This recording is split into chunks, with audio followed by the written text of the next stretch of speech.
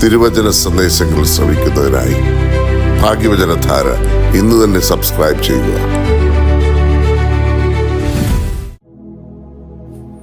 ദൈവനാമത്തിന് മഹത്വം ഉണ്ടായിരിക്കട്ടെ. ഭാഗ്യവചനധാരയിലേക്ക് ഏവർക്കും സ്വാഗതം. അപ്പോസ്തല പ്രവൃത്തികൾ 9-ാം അധ്യായത്തിൽ അദർശനായ ദൈവത്തിൻ്റെ ദൃശ്യ സാക്ഷ്യവും ക്രിസ്തുയേശുവിൻ്റെ സഭയുടെ ഒരു മധ്യസ്ഥനുമായി നമുക്ക് കാണാൻ കഴിയുന്ന ഒരു വ്യക്തിയാണ് അനന്യാസ്. അനന്യാസ് വെറും ഒരു ഉപകഥാപാത്രമല്ല, മറിച്ച് ദൈവത്തിൻ്റെ രക്ഷാപദ്ധതിയിൽ, സാൽവേഷൻ ഹിസ്റ്ററിയിൽ ദൈവത്തിൻ്റെ സാന്നിധ്യത്തെ തന്നെ പ്രതിനിധീകരിക്കുന്ന ഒരു നിർണായക വ്യക്തിത്വമാണ്. അനന്യാസ് എന്ന പേരിൻ്റെ അർത്ഥം തന്നെ ദൈവം കൃപാലുവാണ്, ഗോഡ് ഈസ് ഗ്രേഷ്യസ് എന്നാണ്. അപ്പോസ്തല പ്രവൃത്തികൾ 5-ാം അധ്യായത്തിൽ പരിശുദ്ധാത്മാവിനോട് കള്ളം പറഞ്ഞു എന്ന കാരണത്താൽ പൗലോസ് അപ്പോസ്തലൻ ചോദ്യം ചെയ്ത ഉടൻ തന്നെ വീണു മരിച്ച മറ്റൊരു അനന്യാസിനെയും ഭാര്യ സഫീറയും കാണാം. എന്നാൽ ഇവിടെ നമ്മുടെ പ്രതിപാദ്യ പുരുഷൻ 9-ാം അധ്യായത്തിൽ ദമസ്കോസിലേക്കുള്ള വഴിയിൽ ക്രിസ്ത്യാനികളെ പീഡിപ്പിച്ചുകൊണ്ടിരുന്ന ശൗൽ എന്ന യുവാവിനെ യേശു ആത്മാവിൽ കണ്ടുമുട്ടുകയും അവൻ അന്ധനായി തീരുകയും, എന്നാൽ യേശു തന്നെ അവനോട് നേരിട്ട് എല്ലാം വെളിപ്പെടുത്തുന്നതിന് പകരം അനന്യാസ് എന്ന ശിഷ്യന്റെ അടുത്തേക്ക് പോകാൻ കൽപ്പിക്കുകയും ചെയ്ത ഭാഗമാണ്. ക്രിസ്തു നേരിട്ട് സംസാരിച്ച് ദൗത്യം ഏർപ്പെടുത്തിയ വ്യക്തിയാണ് അനന്യാസ്.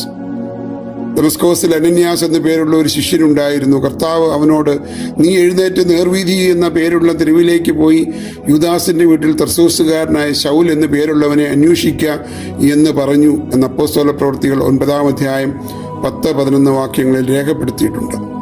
അനന്യാസിന്റെ ജീവിത ദൗത്യം ശൗലിനെ പൗലോസ് എന്ന ക്രിസ്തുവിന്റെ മുന്നണി പോരാളിയായി അഭിഷേകം ചെയ്യുക എന്നതായിരുന്നു.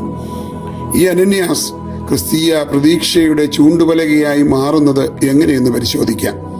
ഒന്നാമത്, ദൈവശബ്ദം കേൾക്കാൻ തക്കവണ്ണം പാകപ്പെടുത്തിയ ഒരു ആത്മീയതയായിരുന്നു അനന്യാസിൻ്റേത്. അനന്യാസിനെ വേദപുസ്തകം പരിചയപ്പെടുത്തുന്നത് ഒരു കേവല ശിഷ്യൻ, ഒരു നോർമൽ ഡിസൈപ്പിൾ എന്ന നിലയിൽ മാത്രമാണ്.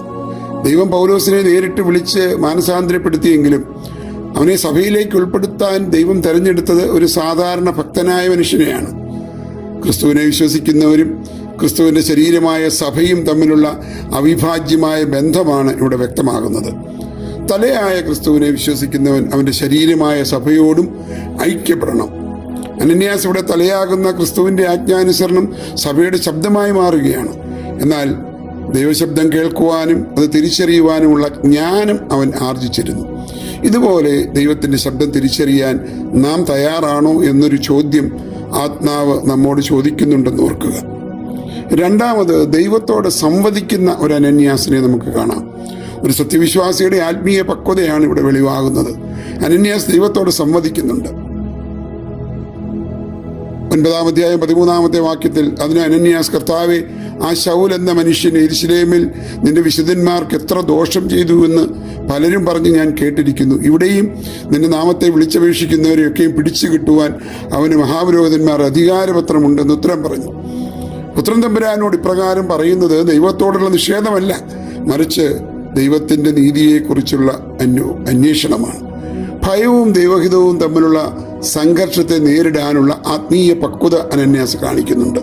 തൻ്റെ പരിമിതികളെയും ഭയത്തെയും ദൈവത്തിന് മുമ്പിൽ തുറന്നു വെക്കുമ്പോഴാണ് ദൈവം അവനെ തൻ്റെ പദ്ധതിയുടെ ഭാഗമാക്കുന്നത്.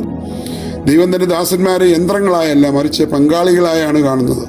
തന്നോട് തർക്കിക്കാനും സമ്മതിക്കാനും ദൈവം അനന്യാസിന് ഒരവസരം നൽകുന്നു. ആത്മീയ പക്വതയുടെ നെറുകിൽ നിന്നുകൊണ്ട് ദൈവത്തോട് സമ്മതിക്കുവാൻ നമ്മയും ക്രിസ്തു ക്ഷണിക്കുന്നുണ്ട്. 3, ശത്രുവിനെ സഹോദരനാക്കുന്ന ക്രിസ്തീയ സ്നേഹം അഥവാ അഗാപ്പെ അനന്യാസിനിലൂടെ ദൃഷ്ടാന്തീകരിക്കുന്നുണ്ട്. തൻ്റെ ദൗത്യത്തിലെ ഏറ്റവും വലിയ അത്ഭുതം അവൻ പൗലോസിനെ അഭിസംബോധന ചെയ്യുന്ന വാക്കിലാണ്. സൗഖ്യം പ്രാപിച്ച ശൗലിനോട്, സഹോദരനായ ശൗലെ, വാക്യം 17 അത് പറയുന്നുണ്ട്, എന്നാണ് വിളിക്കുന്നത്. തൻ്റെ സഹോദരങ്ങളെയും കൂട്ടാളികളെയും കൊന്നെടുക്കുവാൻ വന്നവനെ സ്വന്തം സഹോദരനായി സ്വീകരിക്കുക എന്നത് ക്രിസ്തുവിൻ്റെ ക്രൂശിലെ സ്നേഹത്തിൻ്റെ പൂർണ്ണതയാണ്. ഇവിടെ അനന്യാസ് ചെയ്യുന്നത് കേവലം ഒരു സൗഖ്യപ്പെടുത്തലല്ല, മറിച്ച് പകയുടെയും ശത്രുതയുടെയും മതിലുകളെ തകർക്കുന്ന രഞ്ജിപ്പിൻ്റെ ശുശ്രൂഷയാണ്, മിനിസ്ട്രി ഓഫ് റെക്കൺസിലിയേഷനാണ്. സഭയുടെ യഥാർത്ഥ സ്വഭാവം ശത്രുവിനെ സ്നേഹിതനാക്കി മാറ്റുക എന്നതാണ്. സ്നേഹമെന്ന പദം വല്ലാതെ മലീമസമാക്കപ്പെടുന്ന ഈ കാലത്ത് അതിൻ്റെ യഥാർത്ഥ അർത്ഥതലത്തിലൂടെ ചേർത്ത് പിടിക്കാൻ നമുക്കും സാധിക്കണം. നാലാമത്, കൈവപ്പും പരിശുദ്ധാത്മ സാന്നിധ്യവും നൽകുവാൻ പ്രാപ്തനായ ഒരു അനന്യാസിനെ നമുക്ക് കാണാം. ദൈവാധികാരത്തിൻ്റെ കൈമാറ്റം അനന്യാസ് കൈവച്ച് പ്രാർത്ഥിച്ചപ്പോൾ പൗലോസിൻ്റെ കണ്ണിൽ നിന്നും ചെതുമ്പലുകളായി വീണു. ഇത് വെറും ശാരീരിക സൗഖ്യമായിരുന്നില്ല, മറിച്ച് ഒരു വ്യക്തിയുടെ പഴയ സ്വത്വത്തിൻ്റെ ഓൾഡ് സെൽഫിൻ്റെ അന്ത്യവും ഒരു പുതിയ മനുഷ്യൻ്റെ, ഒരു ന്യൂ ക്രിയേഷൻ്റെ ഉദയവുമാണ്. അനന്യാസ് എന്ന മാധ്യമത്തിലൂടെ പരിശുദ്ധാത്മാവ് പൗലോസിലേക്ക് പ്രവേശിക്കുന്നു. ദൈവം തൻ്റെ കൃപയെ സഭയുടെ ശുശ്രൂഷകരിലൂടെയാണ് ലോകത്തിലേക്ക് ഒഴുക്കുന്നത്.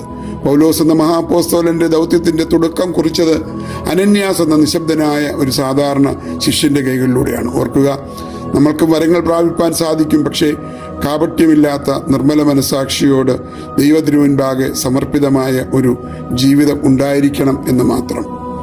നമ്മോട് അനന്യാസ് ചോദിക്കുന്നത് ഇതാണ്: നാം ദൈവത്തിൻ്റെ ശബ്ദം കേൾക്കാൻ തയ്യാറാണോ? നമുക്ക് അപ്രാപ്യമെന്ന് തോന്നുന്നവരിലേക്ക് സ്നേഹത്തിൻ്റെ കൈ നീട്ടുവാൻ കഴിയുമോ?